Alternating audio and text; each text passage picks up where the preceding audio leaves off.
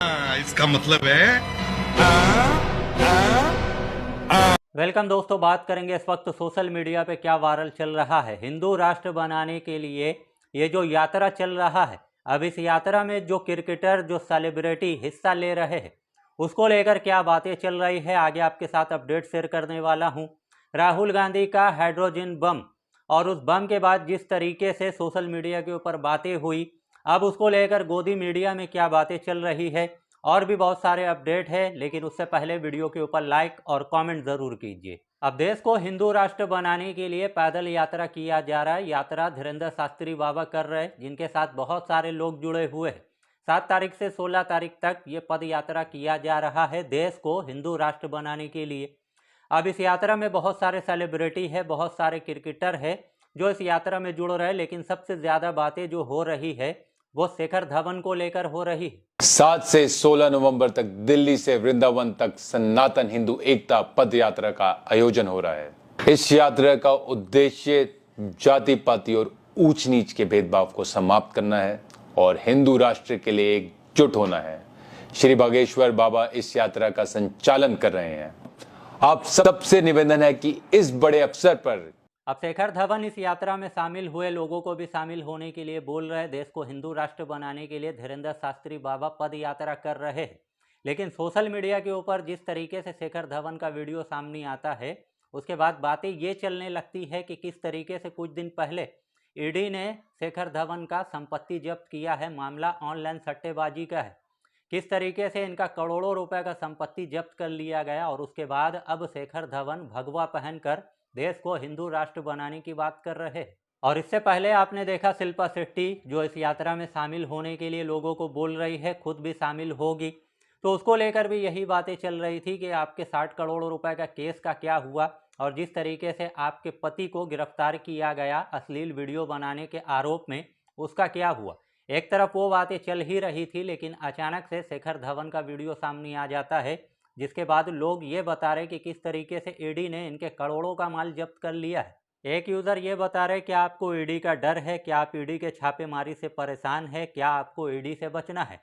तो social media के ऊपर ये सब कुछ चलने लगता है कि किस तरीके से शेखर धवन, जो कल तक इन सब मामलों से दूर रहते थे, आज अचानक से देश को हिंदू राष्ट्र बनाने की बात कर रहे हैं। वंदे मातरम, जय श्री राम। और धीरेन्द्र शास्त्री बाबा को लेकर ये लिखा जा रहा है कि दिल्ली में प्रदूषण के खिलाफ कोई यात्रा नहीं, एसएससी वाले छात्रों के लिए कोई यात्रा नहीं, महंगाई के लिए और बढ़ती फीस के लिए, गिरती अर्थव्यवस्था के लिए कोई यात्रा नहीं। ये व्यक्ति भाजपा का एजेंट है जो 2027 में बीजेपी को हार दिख रही है, उसके लिए माहौल बना रहा है। अब राहुल गांधी के हाइड्रोजन बम को लेकर रूबिका लियाकत ने क्या लिखा है, क्या ट्वीट किया है। जब राहुल गांधी ने हाइड्रोजन बम फोड़ा तो लोगों को ये दिखाया राहुल गांधी ने कि किस तरीके से ब्राज़ील की एक मॉडल हरियाणा में 22 वोट डाल रही है।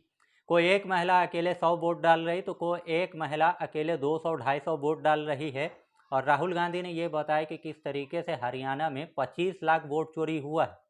अब राहुल गांधी के इस खुलासे को लेकर रूबिका लियाकत ने लिखा है, एच वाला बम फटने का बड़ा असर, बिहार के चुनावी इतिहास में अब तक का सबसे अधिक मतदान दर्ज हुआ है, यानी कि 64.69% लोगों ने वोट किया है। और आगे रूबिका लियाकत ने लिखा है, बिहार की जनता ने लोकतंत्र के पर्व में बढ़ चढ़कर हिस्सा लिया, और ये बताता है कि बड़े पैमाने पर लोगों ने लोकतांत्रिक व्यवस्था के ऊपर विश्वास दिखाया है। यानी कि रूबिका लियाकत ट्वीट करते हुए ये बता रही है कि इस बम के फटने का कोई असर नहीं हुआ, क्योंकि बिहार की जनता ने बढ़ चढ़कर लोकतंत्र के पर्व में हिस्सा लिया है और चुनावी प्रक्रिया के ऊपर विश्वास दिखाया है। लेकिन रूबिका लियाकत के इस ट्वीट को लेकर लोग रूबिका लियाकत को ये बता रहे कि रूबिका लियाकत, आप कब से जर्नलिज्म कर रही हो। अगर किसी राज्य में ज़्यादा वोटिंग होती है तो उसका मतलब ये होता है कि जनता बदलाव चाहती है।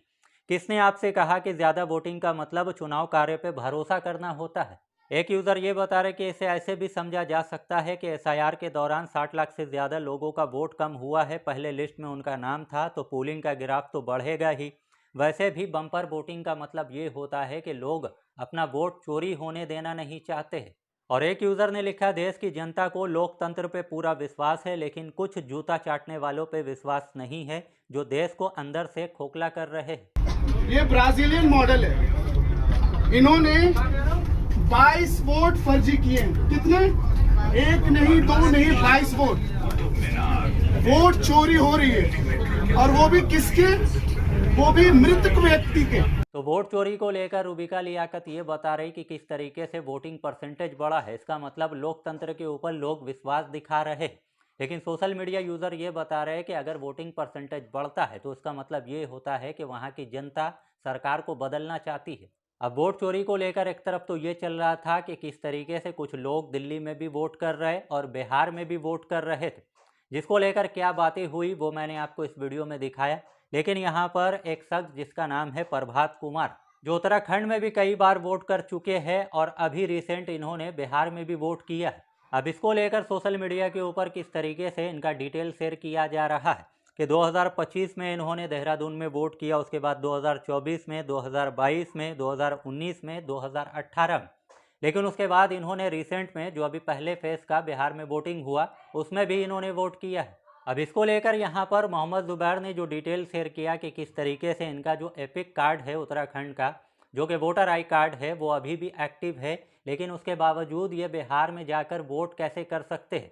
तो लोग इसी बात को लेकर कंफ्यूज हो रहे हैं, जबकि इलेक्शन कमीशन के जो चीफ है जिनका नाम है ज्ञानेश कुमार, उन्होंने खुद बताया कि अगर कोई व्यक्ति 2 वोटर आई कार्ड रखता है, 2 जगह वोट करता है, तो वो कानूनी अपराध है।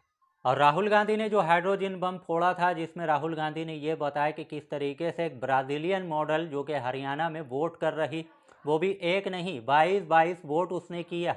और उसके बाद होता यह है कि सोशल मीडिया के ऊपर इसको लेकर बवाल मच जाता है।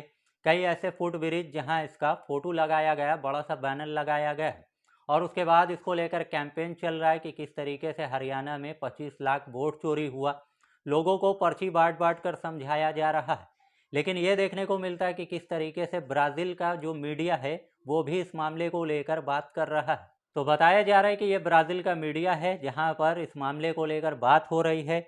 वहीं आप जानते होंगे कि किस तरीके से जब शाहरुख खान का कोई मूवी आता है तो किस तरीके से अंधभक्त जो है उसको बॉयकॉट करने पे लग जाते हैं। और पिछले कुछ सालों में आपने देखा है कि किस तरीके से मस्जिद के सामने जुलूस निकाला जाता है, मस्जिद के सामने नाचा गाया जाता है।